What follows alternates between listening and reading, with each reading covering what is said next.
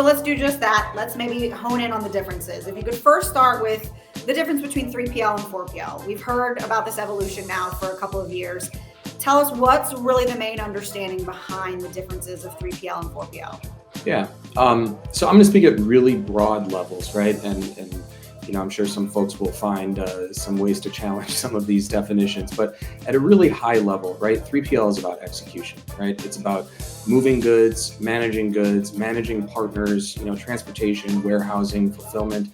But fourth party logistics, right, is a little bit different, right? It's a layer up about optimization, orchestration, execution, looking at logistics, looking at technology, right? So if you think about it, where is that solution above a 3PL that thinks about integrating, optimizing, and managing everything from operations and people and process and the technology and how it's all connected, right? That includes carriers, technology platforms, data, workflows, and also, can execute on logistics when needed, right? And some of those services I mentioned earlier in terms of, actually moving and managing freight, at rest and over the road.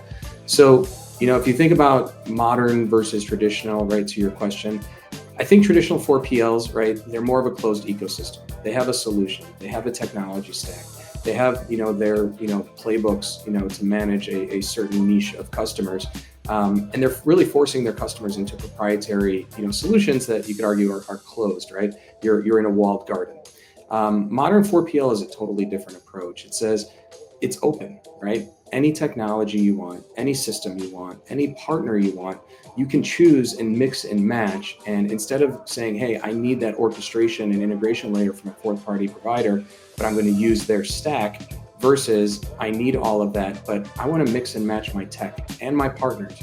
And so if you think about it, right, from a really high level, a modern 4PL provides expertise, technology, execution support, right, all of that, but you're building a connected, bespoke, high-performing supply chain in a unique and different way.